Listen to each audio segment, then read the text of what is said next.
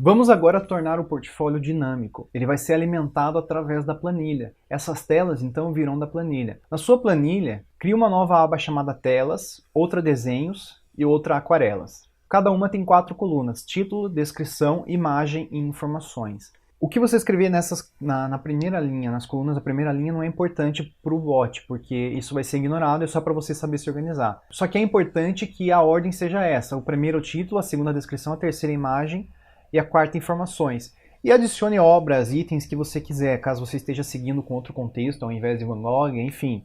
Simplesmente adicione, então, alimente essa base com as categorias que você quiser e com os itens que você quiser. Então, eu adicionei aqui as obras que já tinham lá no bot, adicionei uma obra adicional chamada Quarto em Arles, a descrição, a URL da imagem e a URL para a Wikipédia dessa obra. A descrição e as informações são opcionais, o título e a imagem são obrigatórios. Então crie essas abas e alimente. Agora volte ao Thread Builder. Saiba que agora a gente vai adicionar um bloco de API que tem informações repetidas. Como utiliza o Thread API Services, ele também tem o Authorization Token Google. Vamos introduzir o conceito de API Presets. API Presets são justamente conjuntos de configurações de APIs compartilhados. Então dessa forma a gente vai criar agora um preset chamado Google Sheets. Esse preset vai ter um header chamado Authorization, com o token Google, como a gente fez anteriormente. Dá um salvar. E para o propósito desse tutorial isso. Porém, num cenário real, essas chamadas podem retornar erros, podem retornar mensagens de erro, e é interessante você tratar essa resposta aqui e efetuar alguma ação. Dessa forma, toda vez que você chamar uma chamada de API que é vinculada a esse API preset, o código de erro vai ser tratado corretamente já no preset, você não precisa em cada bloco de API tratar o erro, configurar as mensagens de erro, enfim, você trata apenas uma vez e é reaproveitado por todos os blocos de API. Em outros exemplos, em outros tipos de API, você também vai tratar respostas que são padrão aqui, e aí e as chamadas separadas utilizam esse preset, você não precisa tratar em cada uma delas tanto erro quanto sucesso, enfim, não é só erro que você pode tratar aqui, você pode tratar todos os códigos HTTP no preset, e eles são compartilhados entre os blocos de API que utilizam esse preset. Vamos agora utilizar esse preset, então dê OK. Salvar, volte aqui em orçamento, salvar planilha, aqui abra e clique em API Presets aqui em cima e escolha Google Sheets. Use preset, vá aqui em headers da tua chamada de API e delete e remova esse header da authorization e dê OK. Agora aqui aparece uma informação diferente. Ó. Os valores desse setup são uma combinação dos valores do preset e do bloco. Preset Google Sheets está aqui. Agora vamos adicionar então um outro bloco de API, vá no grupo portfólio, novo chamada API, preset Google Sheets, usar preset. Vamos colocar aqui obter telas. Nesse caso é uma requisição GET, porque nós estamos obtendo o recurso, nós não estamos salvando um recurso. Nós não precisamos mais setar o header, porque o header vem do preset compartilhado.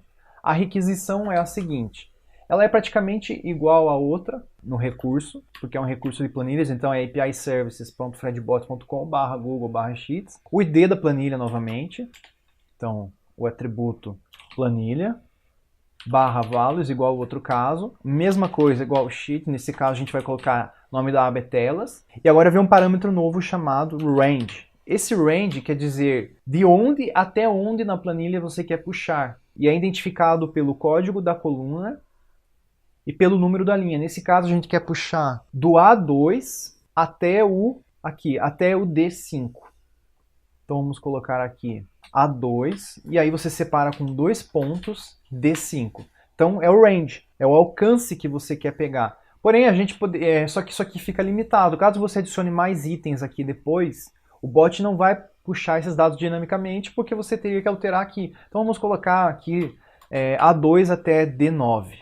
Então tudo que tiver do A2 até o D9 vai ser puxado. Não tem um corpo de requisição, porque é uma chamada GET. O corpo vem lá da resposta, não da requisição. E agora, pela primeira vez, nós vamos tratar uma resposta. Você vai clicar aqui no código 200, porque essa é a resposta que a gente quer tratar.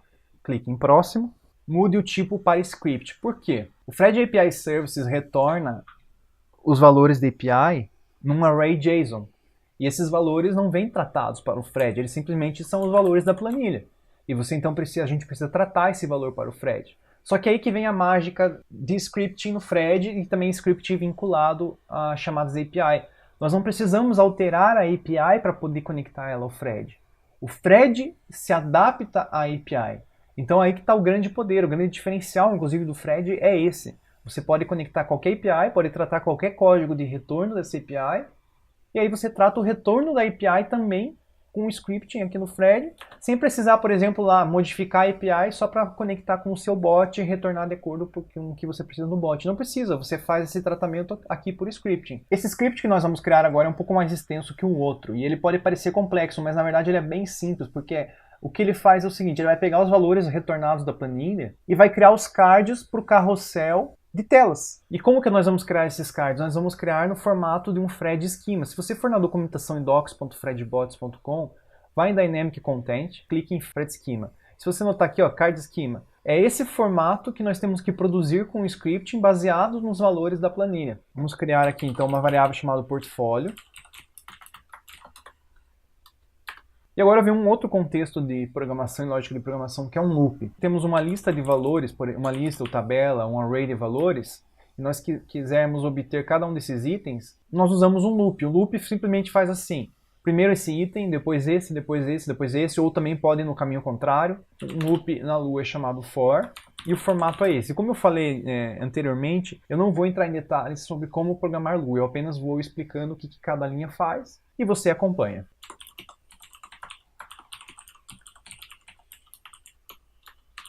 Quando você tem scripting numa chamada API, no Thread, o valor do corpo retornado na resposta está numa variável Lua chamada _body. Então aqui tem tudo que tem no retorno da requisição está aqui. E .values é o que está dentro, já é o JSON que está na resposta do Thread Services. Não é específico do Thread aqui, não é específico de scripting Lua. Isso aqui é um valor que vem do API Services, são as linhas que foram retornadas, ou seja, isso daqui, ó.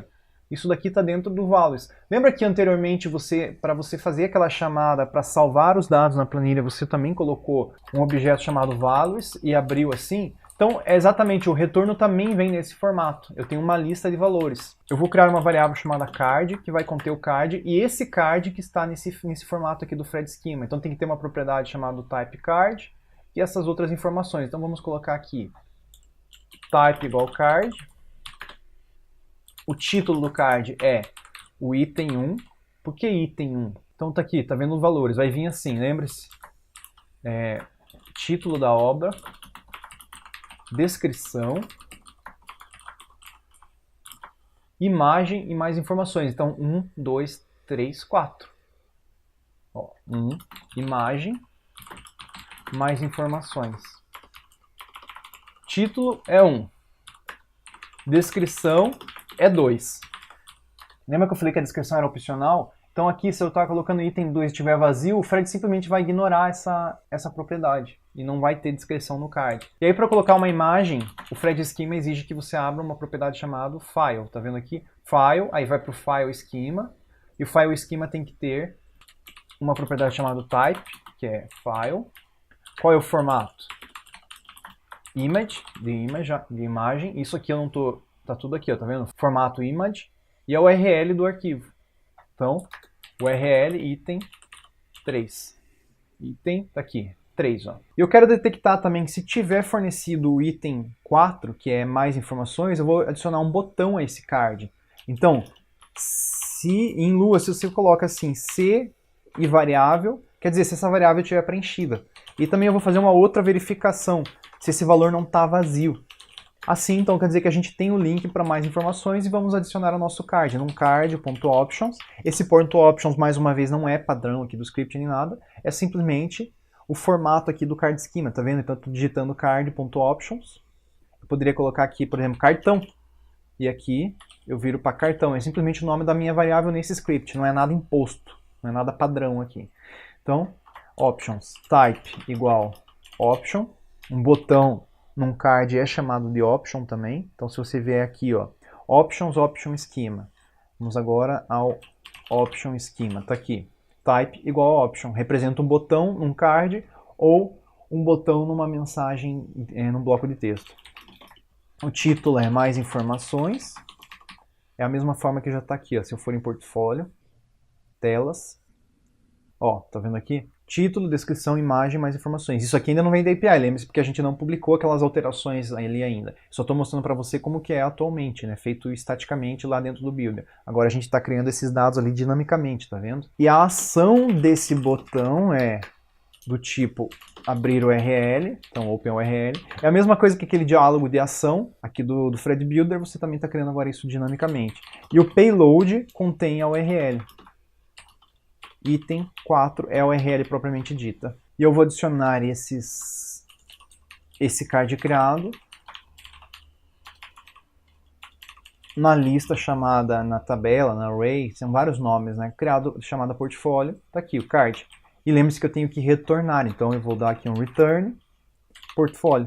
Se eu der um executar, erro. Aonde que aconteceu esse erro? Aqui, isso aqui não tem que estar aqui. Vamos testar aqui, vamos simular. Agora a gente pode simular inclusive o corpo da resposta. Como que é o retorno da planilha do Fred? Assim, ó, esse é assim que o Fred API Services retorna. Da mesma forma que você fez aquela requisição post para salvar a encomenda, é o mesmo formato, ó. Abre array, aí aqui ele retorna as linhas, ele também retorna outra propriedade chamada sucesso igual true, ou seja, verdadeiro, e quantos itens foram retornados? 16, esse caso é 16, porque são 1, 2, 3, se você somar todos os valores com linhas e colunas, dá 16. Título, item 1, item 2, descrição, item 3, imagens, item 4 é o URL de informações. Executar, não é um objeto. Vamos lá, o que aconteceu aqui? Eu vou retornar assim a princípio. Bom, vamos retornar isso aqui a princípio, ok. Porque a gente tem que fazer um passo anterior, eu vou dar ok aqui. Nós temos que marcar aqui primeiro, ó, salvar no atributo. Vamos salvar no atributo chamado portfólio. Portfólio. Agora eu vou aqui no script novamente, próximo, e vou retornar o portfólio. Ah, isso aqui é só coincidência, tá? O nome poderia ser assim, por exemplo, resultado final. Resultado final, testar. Tá aqui, ó. Portfólio, card, noite estrelado, tal, porque a gente está simulando a resposta aqui, tá? Então a gente simulou a chamada, a execução com êxito, ok. Não esqueça de dar OK. Aqueles dados vão estar no atributo portfólio. Obter telas. Vamos colocar aqui, logo abaixo, introdução das telas, nós vamos obter telas. E como que a gente agora vai usar aquele atributo portfólio aqui? Bom, apague os teus cards. Eu vou deixar esse card aqui apenas. E vou adicionar um novo card agora, olha aqui, ó. Dinamicamente. Você deseja criar esse card ou esse criar dinamicamente? Será criado dinamicamente o atributo portfólio. Agora eu vou arrastar ele para cá e olha a mágica disso. 0 ou mais cards serão criados a partir do conteúdo do atributo portfólio. E aqui você está vendo que vai ter então 0, ou seja, pode ser que não tenha nenhum item no portfólio, ou mais de um vão ser criados dinamicamente e em seguida vem esse card estático. Mais uma vez você pode misturar dados estáticos e dinâmicos no Fred. Eu vou dar publicar, teste. Vamos testar isso porque parece muito interessante mesmo, né? Portfólio, telas, vamos ver o que vai acontecer. Tá aqui. Todas aquelas telas dinâmicas. Porém, se você notar, não veio o botão de mais informações. Por que não veio? Vamos observar aqui o script, o que aconteceu. O que aconteceu aqui foi que eu defini options como um item só. Mas como o nome diz aqui, ó, options, se você ver aqui no esquema, options tem que ser um array com várias options. Aqui eu enviei uma option só, mas só que isso não funciona. Então o Fred validou isso como inválido e não publicou esse botão. Então a gente vai simplesmente adicionar isso aqui dentro de um array. Agora se eu executar, vamos testar aqui, esse exemplo simulando a resposta, né? Options, cadê? Aqui mais um erro, eu estava comparando assim, se o item 4 estiver preenchido, o item 4 for igual ao vazio, eu coloco. Só que aqui está completamente errado, eu quero dizer, não é igual ao vazio. Em Lua, quando você coloca o til e igual, quer dizer, não é igual a esse valor. Agora sim, se eu executar, vier aqui em Options, está aqui a nossa option. Já posso salvar, posso dar OK, posso publicar, posso dar teste. Vamos voltar ao início, e aqui ao invés de eu clicar em portfólio, telas, eu vou usar aquela palavra-chave global. Lembra que a gente criou palavras-chave? Está aqui, telas, ou pinturas, enfim, eu vou digitar aqui, pinturas. Vai pular direto para o portfólio.